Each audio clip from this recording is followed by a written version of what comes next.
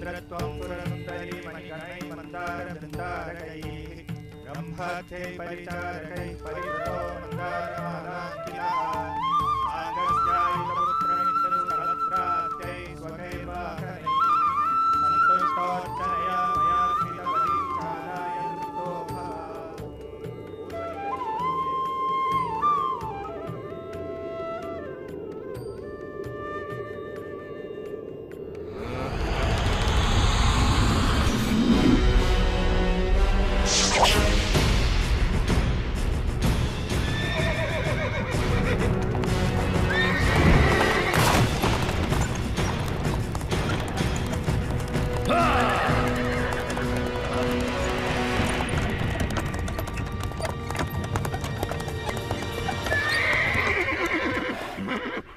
पृथ्वी पर मनुष्य आपको प्रसन्न करने के लिए यज्ञ कर रहे हैं देवराज इंद्र।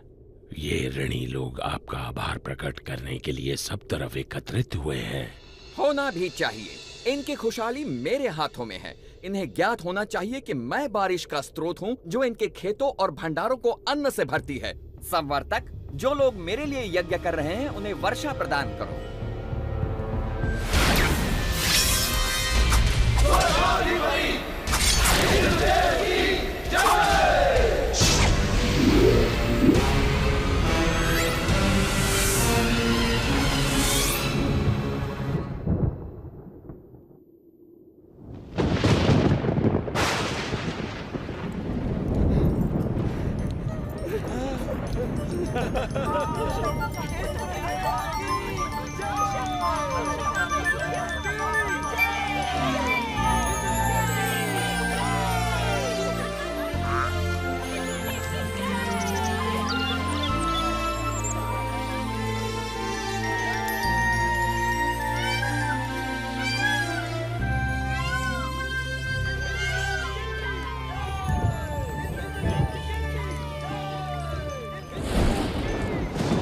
पृथ्वी से आ रहे इस कोलाहल को सुनिए देवराज इंद्र।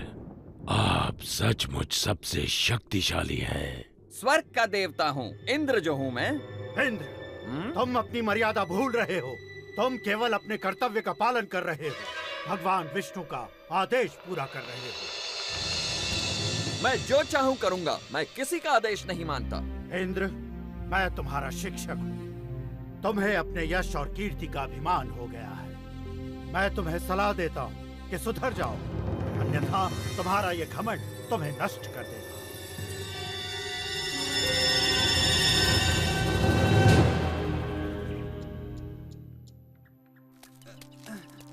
संभाल के ले चलना।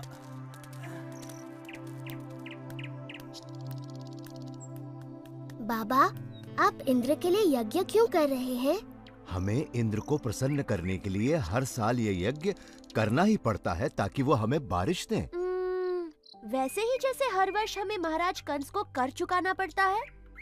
अरे नहीं बच्चों, इंद्र देव बुरे नहीं हैं।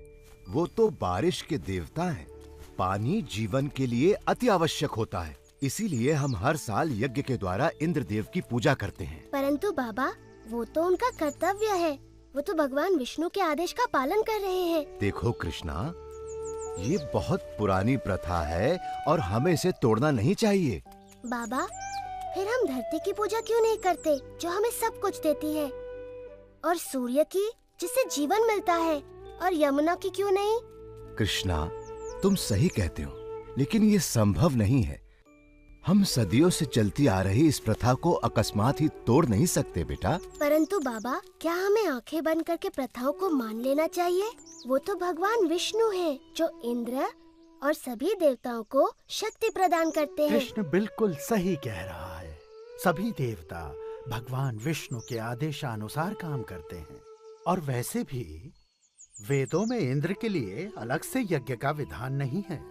हम ग्वाले हैं, हमारी संपत्ति हमारी गायें हैं, और वो भोजन के लिए निर्भर करती हैं इस गोवर्धन पर्वत पर। हम भी सभी चीजों के लिए गोवर्धन पर निर्भर करते हैं, इसलिए हमें गोवर्धन की पूजा करनी चाहिए, ना कि इंद्र की। मेरे वृंदावन के प्यारे मित्रों, हम सबको गोवर्धन पर्वत का हृदय से आभारी होना चाहिए। आप स्वयं ही देख लीजिए, गोवर्धन पर्वत के इन चमत्कारों को जो वृंदावन का जीवन है। हमारी गायें इसके जंगलों की घास चरती हैं और हमें मीठा मीठा दूध देती हैं। इसके झरने हमारी प्यास बुझाते हैं। इसके मैदानों में हमारी फसलें और फल उगते हैं। इसकी लकड़ी से बने घर हमें सुरक्षा देते हैं। मित्रों, हमारा जीवन इंद्र पर निर्भर नहीं करता, बल्कि गोवर्धन पर्वत पर निर्भर करता है। कृष्ण ठीक कहता है। आयुष्मान भव। ये सब इंद्रदेव की नहीं, गोवर्धन की कृपा है। इसलिए मित्रों, सब लोग अपना अपना चढ़ावा एकत्रित करें। हम सब गोवर्धन की पूजा करेंगे।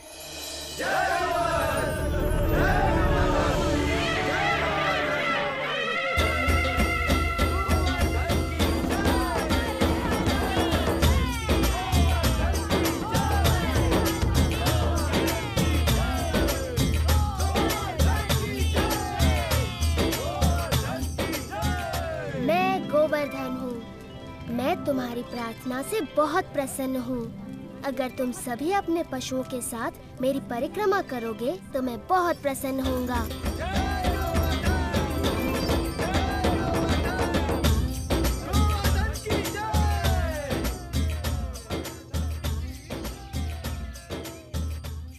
देखो कितनी बड़ी पूजा हो रही है। गोवर्धन पर्वत तो बहुत प्रसन्न हो रहे होंगे मधु। हाँ, गोवर्धन की पूजा करना अच्छी बात है बलराम, परंतु मैं इंद्रदेव को भी कुछ अर्पण अवश्य करूँगा, कहीं बुरा ना मान जाए। एक इंद्र के लिए और एक मेरे लिए।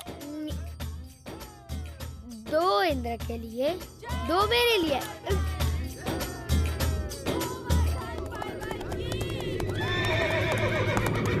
देखिए तो, वृंदावन वासी गोवर्धन पर्वत की पूजा कर रहे हैं। ये तो बड़े अचरज की बात है। उनकी ये हिम्मत। मुझे तुरंत इंद्र को सूचित करना होगा।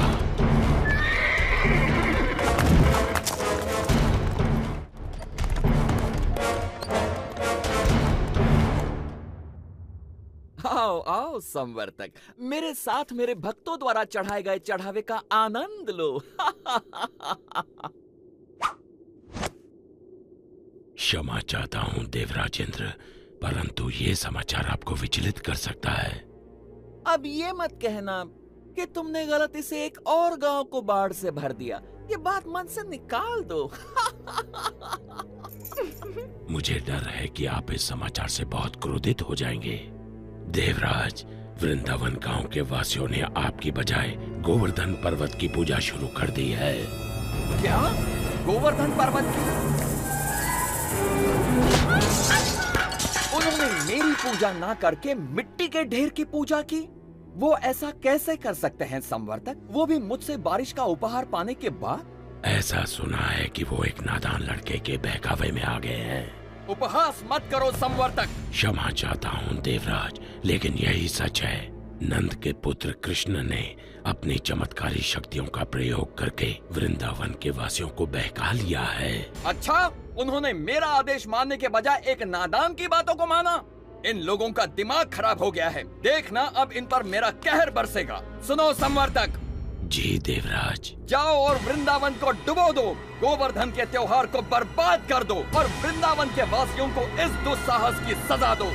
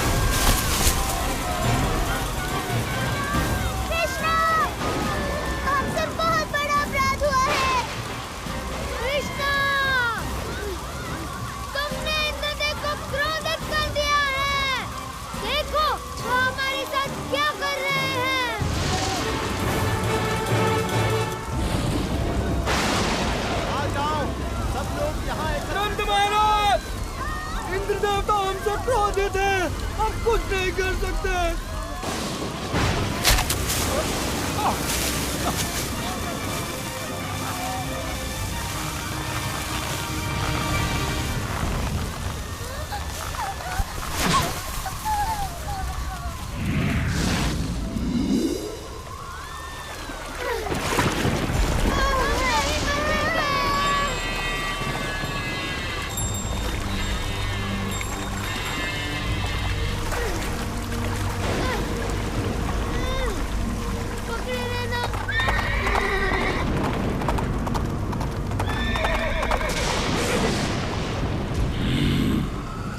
वृंदावन के लोग अब जल्द ही उस लड़के की बात सुनने पर पछताएंगे।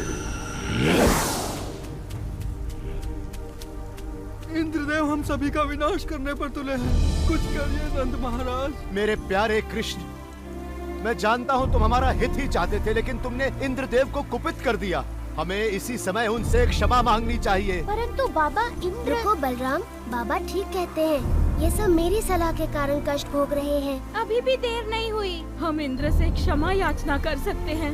रुको, कृष्ण कभी भी हम पे या हमारे वृंदावन पे आँच नहीं आने देगा, कभी नहीं। आपने सच कहा माँ। आप सब के लिए मेरा प्रेम इंद्र की इस दुष्टता से बहुत बड़ा है। वृंदावन की रक्षा मैं अवश्य करूँगा। कृष्णा, मेरे बच्चे।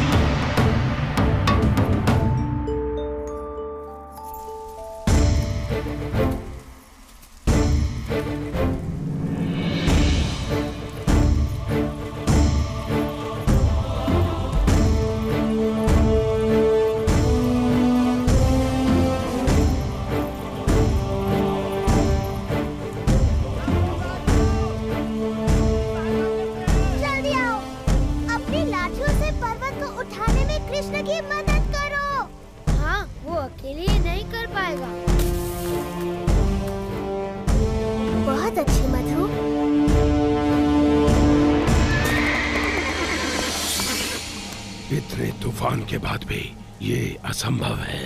यदि हम इंद्र के आदेश अनुसार इस छोटे से गांव को तबाह नहीं कर पाए तो वो हम पर कोई दया नहीं करेंगे। आगे बढ़ो मेरे योद्धाओं, ये तूफान तब तक थमना नहीं चाहिए जब तक वृंदावन पूरी तरह पानी में डूब न जाए।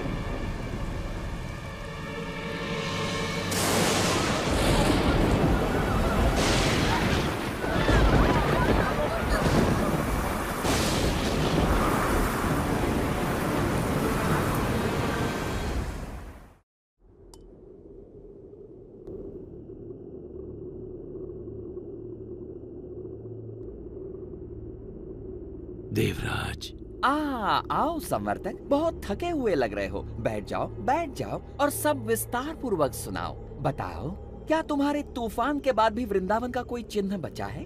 देवराज, आपके योद्धाओं ने पिछले 6 दिन और 6 रातों से तूफान मचा रखा है, जिसमें आग की तरह बिजली कड़क रही है और घनघोर वर्षा हो रही है।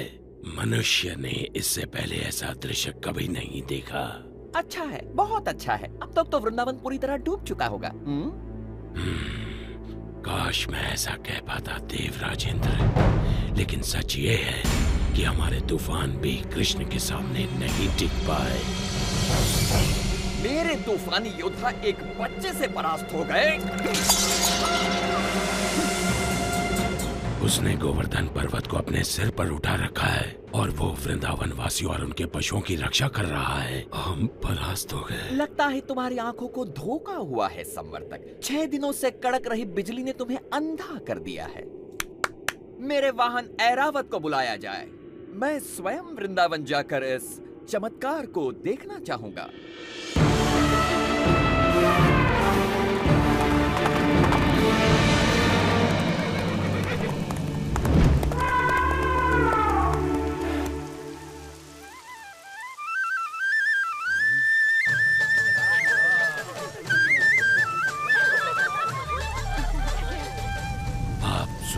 देख लीजिए देवराज। यदि कृष्ण अपने आप को भगवान समझता है तो अब वो ये जान जाएगा कि कौन शक्तिशाली है, वो या फिर इंद्र।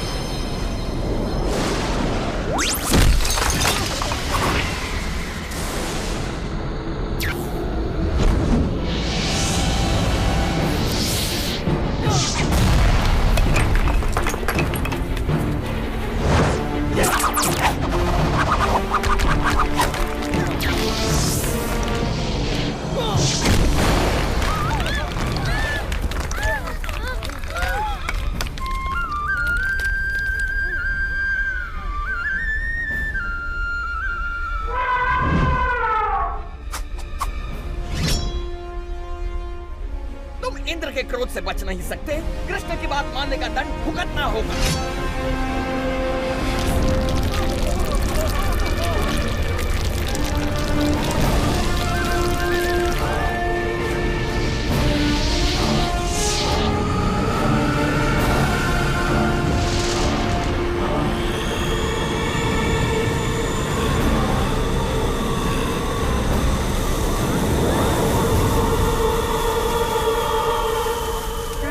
कृष्णा हमारी रक्षा करो। इंद्र गोवर्धन पर्वत को नष्ट कर रहे हैं। इंद्र कुछ नहीं बिगाड़ सकते, भय मत करो।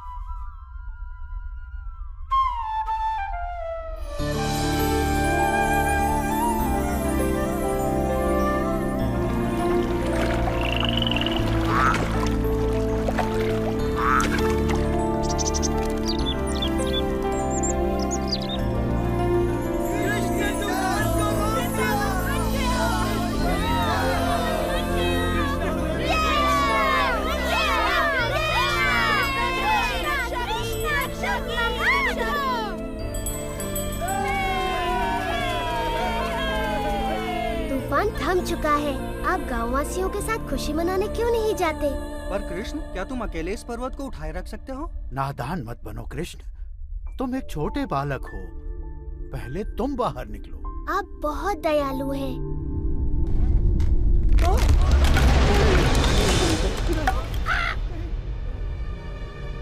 आप सचमुच चाहते हैं मैं पहले चला जाऊं?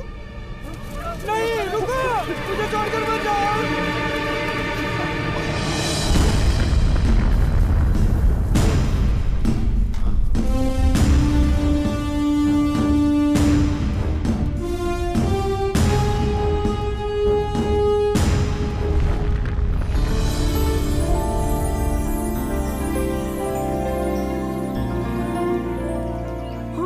आभारी हैं। तुमने हमें बचा लिया कृष्ण, हम सुरक्षित हैं। आभार मेरा नहीं, गोवर्धन पर्वत का मानिए।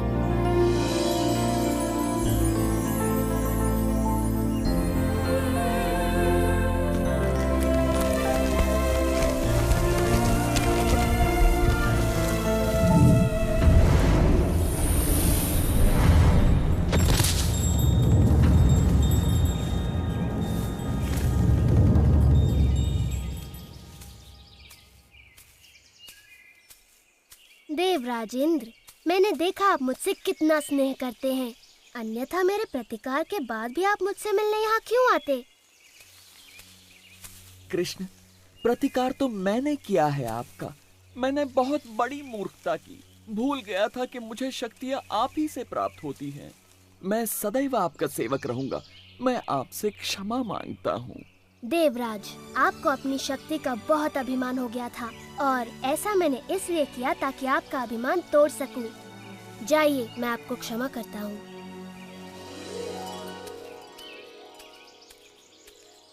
हाँ, इतना असाधारण बालक हमारे साथ यहाँ वृंदावन में रहने आया है। मैं तो बस इतना जानती हूँ कि ये मेरा प्यारा बच्चा है, मेरा दुलारा कृष्णा। कृष्णा की जय हो।